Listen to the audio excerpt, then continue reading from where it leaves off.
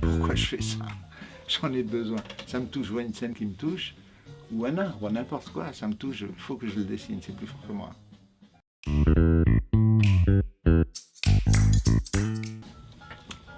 Jusqu'à présent, j'ai fait pas mal d'expos, mais c'était quand même, la grande majorité, c'était des huiles. Les aquarelles étaient là, comme ça. C'était pas la grosse partie de mon travail.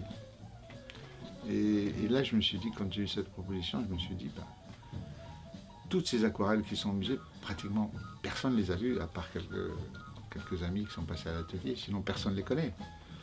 Et je me suis dit, c'est ça qu'il faut faire, quoi. Avec des choses très anciennes. Il y en a qui ont 30 ans, et puis il y en a des toutes récentes.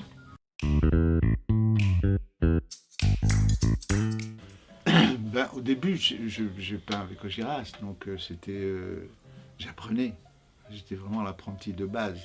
J'avais déjà dans la petite tête, j'avais l'univers des surréalistes. Moi, j'adorais Dali et tous les autres, quoi.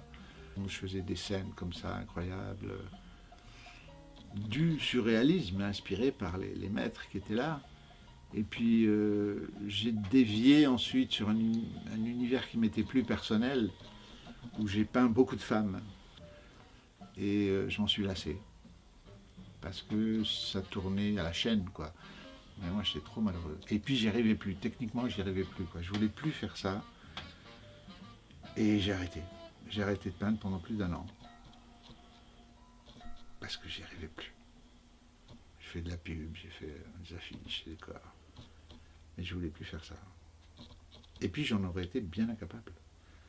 Et au bout d'un an, un peu plus d'1 an, l'envie de peindre est revenue, mais je ne savais pas quoi.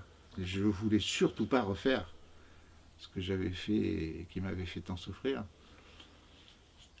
Alors j'ai commencé à quitter les galeries et j'ai fait ce que j'avais envie. Je me souviens que la première chose que j'ai faite, la première peinture à l'huile que j'ai faite à l'époque, pour me remettre à peindre, parce que l'odeur me manquait, la matière me manquait, c'était un paysage de neige, alors qu'il faisait beau. Et là, j'ai eu du plaisir parce que c'était un truc que j'avais en moi et que j'avais envie de faire. Et puis après, j'ai continué en faisant ce que j'avais envie chaque jour.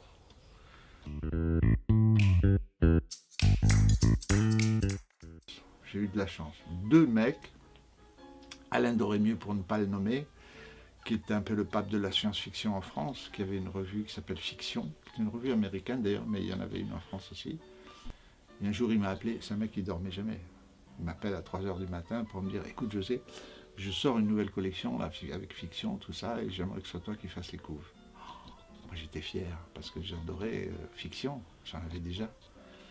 Et donc j'avais fait quelques couves pour lui, donc ça m'a ouvert des portes incroyables. Et puis surtout de Tartas aussi, de Tartas qui est un grand éditeur, qui ne fait pas de livres qu'on trouve en librairie, mais pour les bibliophiles. Et des livres très chers. Mais quand il m'a appelé, je croyais que c'était une blague. Parce qu'il avait vu des dessins de moi dans une expo, et donc il m'appelle. Et il me dit, voilà, je voudrais travailler avec vous, tout ça. Et moi, je savais les bouquins qu'il faisait, c'était des trucs, travailler avec Dali, Cocteau, Picasso, tout ça. Et moi, je débarque là-dedans.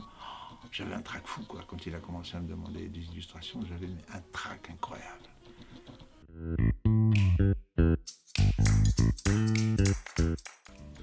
De ne plus avoir envie. Parce que je me connais. J'en ai rencontré un il n'y a pas longtemps, 2, à peu près la même période, qui m'ont dit à quoi ça sert. Ils sont plus en vie. Ça, j'y pense pas pour l'instant, parce que plus le temps passe, plus j'ai envie. Je travaille beaucoup plus qu'avant, donc ça m'inquiète pas. Mais je les plains, ces 2-là. Un mec qui te dit ça, alors qu'il a fait ça toute sa vie, qui te dit, mais j'ai plus envie, parce que à quoi ça sert? C'est redoutable, ça. Ça me ferait peur, ça.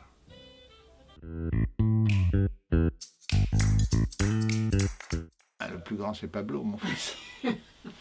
Mais en plus, c'est vrai. Moi, il m'épate. Voilà, lui, c'est un vrai peintre, ce que je ne suis pas. Lui, c'est un vrai peintre. Il a compris ça tout de suite. Quand il était enfant, il ne faisait pas des dessins d'enfants, il faisait de la peinture. Je ne suis pas toujours comme tout le monde, quoi, tu vois. On a aussi des démons, et ça fait mal. Et la musique et la peinture me balayent tout ça, quoi. Je ne me rends compte plus de rien. Je suis ailleurs.